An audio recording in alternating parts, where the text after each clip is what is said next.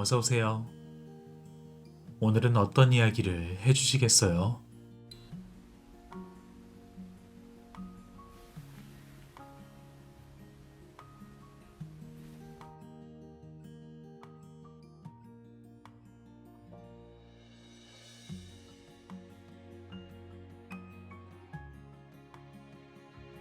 저마다의 치유 여정에 있는 독자 여러분께 이 책을 바칩니다.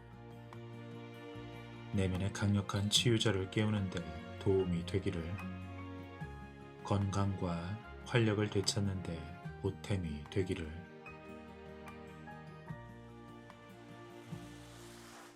나는 내가 인간의 치유 잠재력과 마음의 관련성을 이야기할 때 또 이 주제에 관해 힘닿는 대로 읽고 배우고 탐구할 때 얼마나 열정적이고 활기에 넘치는지 알아차리기 시작했다. 그리고 3년 전 이 작업에 시동을 걸어준 마지막 기폭제는 바로 아니타 무르잔이었다. 그녀의 놀라운 이야기를 읽고 나서 밀려들던 그 영감 덕분에 나는 이걸 반드시 해야 한다는 내적 자신감을 얻었다. 아니타가 그처럼 심각한 병에서 나을 수 있었다면 분명 다른 사람도 그럴 수 있어. 나에게 신성한 타이밍이 다가온 것이었다. 나는 마침내 미지의 세계로 뛰어들 준비가 되었다고 느꼈다.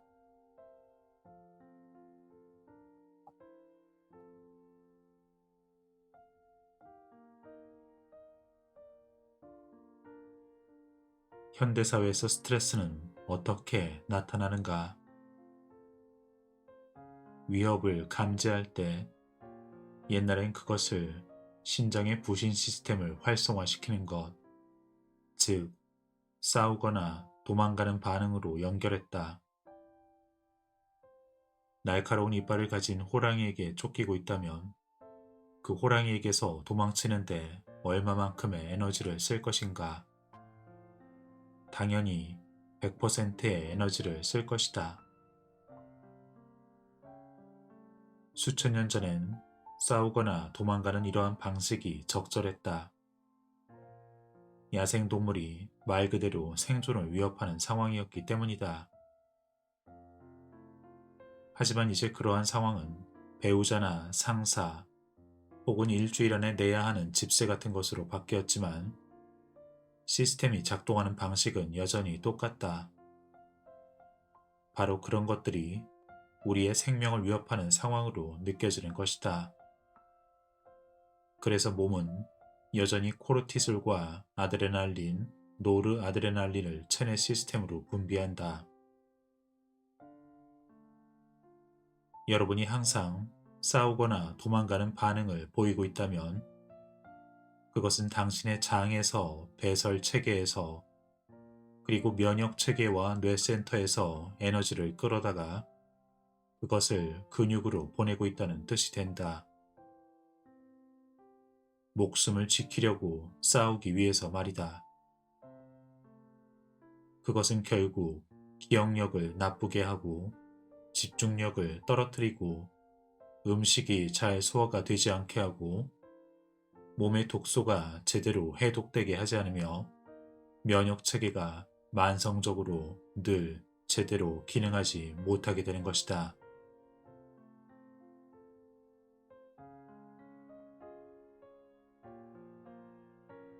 몸의 스트레스 반응은 전력 질주, 즉 목숨을 구하고자 싸우거나 도망가기 위해 만들어진 것이지만 현대 우리는 모두 만성적 스트레스 마라톤을 하고 있다.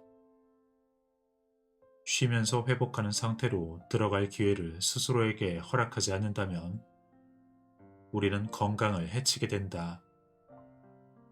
운동이든 명상이든 산책이든 아니면 그저 전자기기들의 전원을 차단하는 것이든 우리가 매일의 스트레스를 관리할 방법을 찾는다면 이는 우리가 차분하고 안정된 상태가 되는데 몸이 재충전되고 회복되어 편안한 상태로 돌아오는데 도움이 될 것이다.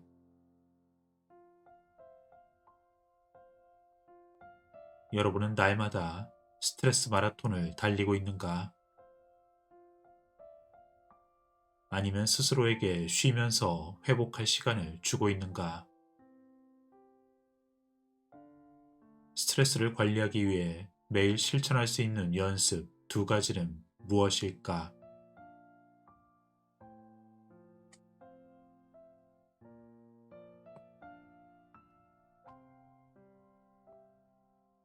저항이라는 질병 받아들이라.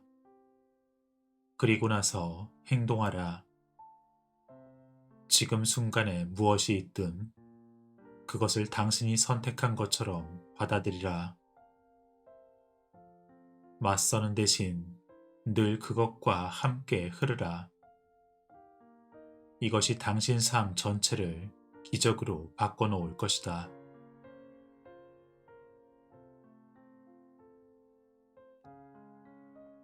자유와 평화, 은총, 깨달음, 이것들은 모두 결국 우리가 지금 이 순간에 머물 수 있을 때 찾아온다. 과거의 후회와 분노를 되새길 때나 미래의 최악의 시나리오를 상상할 때 우리에겐 결국 스트레스가 다가오게 된다. 하지만 지금 순간 내가 처한 상황을 받아들일 때 거기서 자유와 치유가 시작된다. 내가 치유를 다큐로 제작하고 또 책으로도 쓴 데에는 몇몇 병의 진단에 대한 우리의 믿음을 바꾸고 싶다는 이유도 있었다.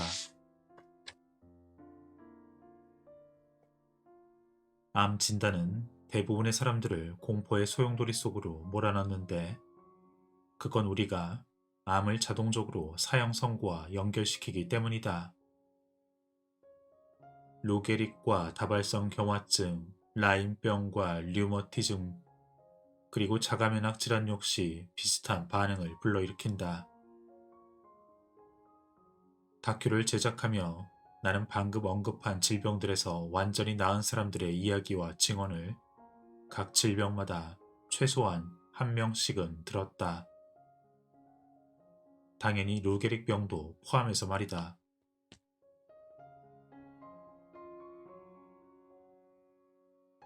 따라서 이러한 질병들에 대한 우리의 믿음의 패러다임을 깨뜨리는 일은 정말로 가능하다. 우리가 가능성과 잠재성에 에너지를 더욱 집중하면 할수록 이러한 질병의 두려움으로 인한 믿음도 더 쉽게 바꿀 수 있을 것이다. 두려움과 스트레스는 면역 체계를 가로막고 질병의 진전을 가속화할 뿐이다. 우리는 두려움을 깨뜨리고 저항을 멈추고 다른 이야기를 하기 시작해야 한다. 저항은 무용지물이다. 세상에 나가보라. 모두가 어마어마한 문제더미를 안고 있다. 하지만 사실은 그렇지 않다. 그들은 저항하는 환경 안에 있을 뿐이다. 그들의 에고가 이렇게 되어서는 안 되라고 말하는 환경 말이다. 저 사람들은 나에게 이렇게 말해선 안 되고, 저 차는 내 앞에 저렇게 끼어들면 안 되고, 바로 거기에 고통이 있다. 우리는 지금껏 삶과 조화롭지도 않았고, 삶을 받아들이지도 않고 있었다. 그것이 질병의 전조인 불편함을 만들어냈고, 이 불편함은 분명 우리 몸에 드러나게 되어 있었다. 바로 그래서 내가 편치 않은 this is disease 이 단어를 좋아하는 것이다. 의사가 이렇게 말했다고 해보자. 죄송하지만 나쁜 소식을 전해야겠습니다. 검사 결과 악성입니다. 이때 이 정보 자체는 그저 정보일 뿐이다. 그건 당신의 인식 말고는 아무것도 바꾸어 놓지 않지만 이제 당신의 인식이 두려움을 만들어낼 것이다. 그리고 그 두려움은 당신이 최악의 시나리오를 상상함으로써 만든 허구일 것이다. 고통은 우리가 어떤 정보에 대해 스스로에게 들려주는 이야기에 의해 만들어진다. 어떤 종류가 되었든 치유와 자유로 가는 첫 번째 단계는 바로 수용이다. 현실은 현실이다. 에고의 마음은 현실이 다르기를 바라지만 바로 거기에 고통이 있다. 하지만 수용할 때 우리는 이제 갑자기 삶과 조화 속에 있게 된다. 삶에서 이것은 참으로 간단하다. 어떤 상황에 대해 우리는 무엇인가를 할 수도 있고 하지 않을 수도 있다. 대부분의 사람들은 둘 중 어느 것도 하지 않고 그저 저항만 할 뿐이다. 원치 않는 상황에 대한 저항, 그에 대한 좌절과 분노,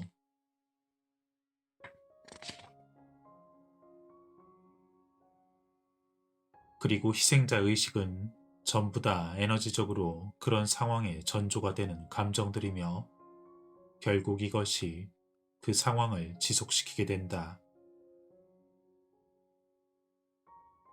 하지만 우리는 희생자가 아니다.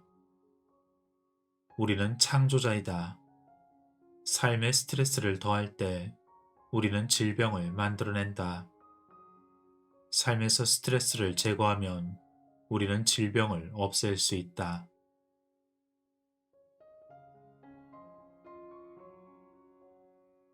자연 치유라는 개념은 진짜다. 어떻게? 유전자를 바꿔서가 아니라 바로 삶에 대한 인식과 믿음을 바꿈으로써.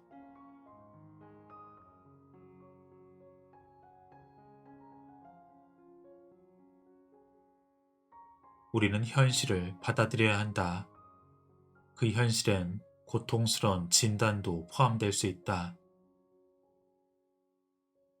지금 일어나고 있는 일에 저항하는 것은 치유에 필요한 귀중한 에너지를 다른 곳에 써버리는 것과 마찬가지다. 우리는 병에 대한 진단을 혹은 우리에게 어떤 일이 벌어질지에 대한 누군가의 의견을 받아들일 필요가 전혀 없다.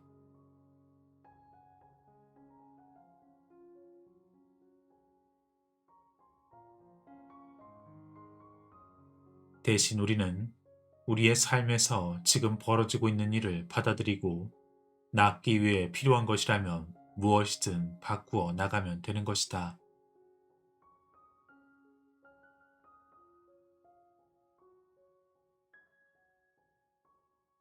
우리는 현재 상황을 받아들여야 하고 그것이 값진 메시지를 전해주리라 믿어야 하며 자신의 건강에 대한 책임을 떠안으면 되는 것이다.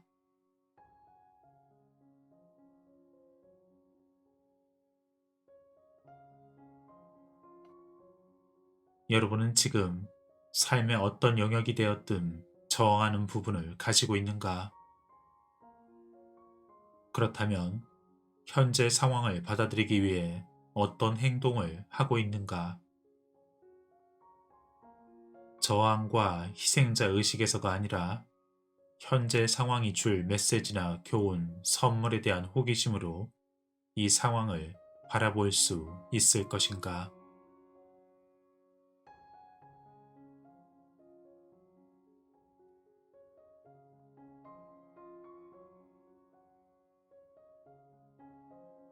우리의 몸은 계속해서 성장하고 재생되는 상태에 있다. 우리의 머리카락과 손톱이 자랄 때나 베이거나 멍든 피부가 아물고 나을 때도 이 점을 확인할 수 있다.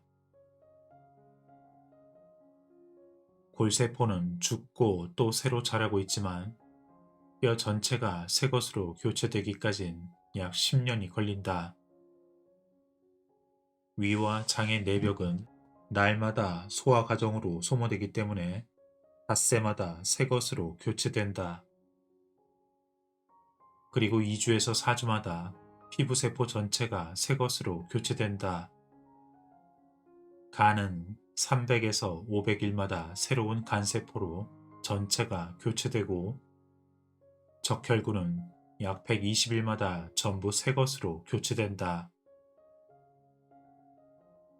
이렇게 낡은 세포들이 모두 죽고 완전히 새롭고 건강한 세포로 교체되고 있다면 어째서 우리는 만성적으로 아프거나 병이 드는 것일까?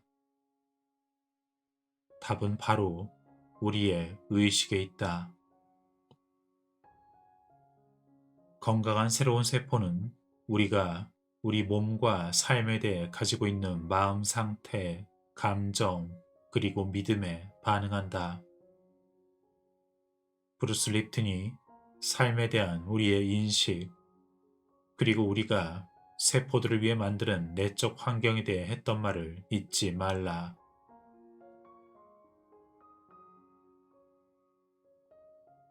만일 우리가 새로운 세포들에게 나는 아프고 나는 병을 앓고 있어라고 말한다면 우리의 새 세포들은 그에 맞는 화학물질을 채택하여 그 이야기를 계속 이어나갈 것이다. 우리는 그런 낡은 이름표를 뜯어버리고 원치 않는 것에 대한 확언을 멈춰야 한다. 그렇게 하기가 말처럼 쉽지만은 않다는 것을 잘 안다. 두려움 속에 있을 때 우리의 마음은 최악의 시나리오를 더욱 단단히 굳히는 경향이 있기 때문이다. 하지만 우리가 하는 말, 우리가 하는 생각을 포함해 모든 것이 에너지라는 사실을 이해할 때 우리는 비로소 다른 가능성을 상상하고 새로운 이야기를 써내려가기 시작할 수 있다. 세포들에게 새로운 이야기를 들려주라. 당신이 생각하는 것과 당신이 말하는 것이 바로 당신이 스스로를 위해 창조하는 것이다. 몸은 날마다 새로운 세포를 만들어낸다. 당신이 원치 않는 것을 몸에게 그만 말하고 당신이 원하는 것을 말하라. 그리고서 무슨 일이 일어나는지 지켜보라. 누구도 당신에게 당신은 병에 걸렸어요. 당신은 어떤 증상이야 라고 꼬리표를 붙이지 못하게 하고 원하는 현실을 매일 사실로 확언하면서 다녀라. 원하는 것이 아니라면 그 꼬리표를 떼어버리자. 당신의 몸이다. 아침에 일어나면 모든 새로운 세포들에게 인사를 건네라. 완벽하고 건강한 삶을 준 것에 감사하며 내 몸은 강하고 건강하다고 나는 감사를 느끼고 있다고. 우리 몸은 늘 활동 중이라는 사실을 기억하자. 사실 우주엔 오직 활동만이 있다. 가만히 정지해 있는 건 아무것도 없다. 헤라클레이토스가 말했듯이 누구도 똑같은 강에 발을 2번 담글 수는 없다. 당신은 똑같은 몸 속에 2번 있을 수 없다. 당신이 먹고 호흡하고 소화시키고 신진대사를 하고 숨을 들이마시고 숨을 내쉬고 생각하고 세상을 경험하는 매 순간 당신의 몸은 활동 중에 있다. 몸을 바꾸고 싶다면 기억을 넘어서는 정도까지 올라가야 한다. 트라우마적 기억을 뛰어넘을 수 있는 새롭고 즐거운 기억들을 집어넣을 수도 있다. 그러면 당신은 몸을 재창조할 기회를 얻는다. 영혼을 부활시킴으로써 몸을 재창조하는 것이다.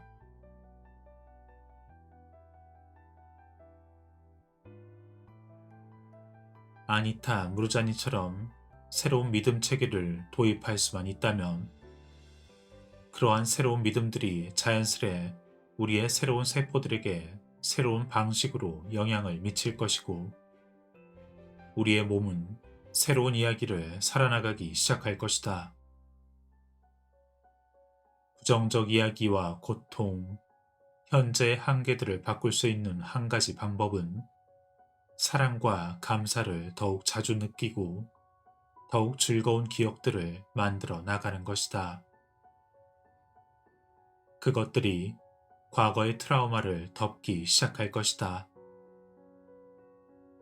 이렇게 할 수 있는 좋은 방법은 목적을 재조정하고 우리 가슴의 소리를 듣는 것, 그리고 그것을 따르는 것이다. 일하느라, 삶의 책임을 다하느라, 다른 이들의 기대에 부응하느라, 그렇게 밀쳐두었던 것들을 하라. 너무도 자주 사람들은 생사의 기로에 놓일 때에라야 그 스트레스 가득하던 직업을 그만두고 가족과 더 많은 시간을 보내기 시작한다. 그때서야 삶의 조그만 기적들에 감사하고 가슴이 노래하는 일들을 하며 마지막 날들을 충만히 살기 시작한다. 그리고 바로 그렇게 할 때 그들은 자연스럽게 낫기 시작한다.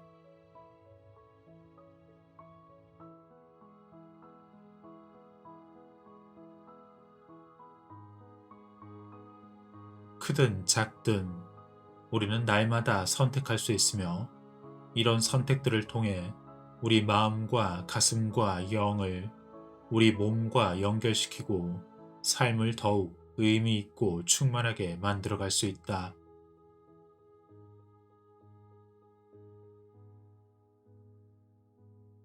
지금 스스로 고수하고 있는 그 믿음이 무엇이고 스스로에게 들려주고 있는 그 이야기가 무엇인지 알아차리라.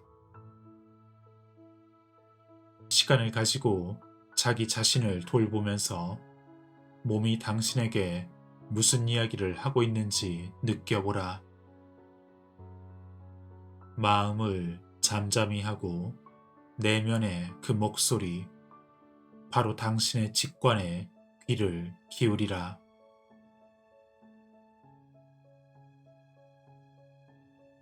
잊지 말라. 세포들은 당신의 머릿속 생각을 듣고 있다. 당신이 입 밖으로 내뱉는 그 말들을 듣고 있다. 그러니 이제 다른 이야기를 들려줘보라. 처음엔 우스운 것처럼 느껴질 수도 있지만 모든 변형의 과정이 그러하듯 연습과 전념이 필요하다. 마음은 부정적이고 두려움에 찬 생각의 굴레로 돌아가기 십상이다. 그러니 우리는 날마다 고삐를 바짝 쬐고 우리가 원하는 긍정의 방향으로 가도록 우리의 마음을 가르쳐야 한다. 그럴 때에만 우리의 세포와 몸이 그대로 따라갈 수 있다.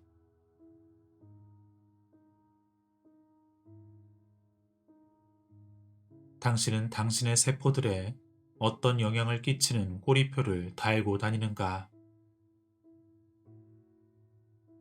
여러분의 세포에게 들려줄 그 새로운 이야기는 무엇인가?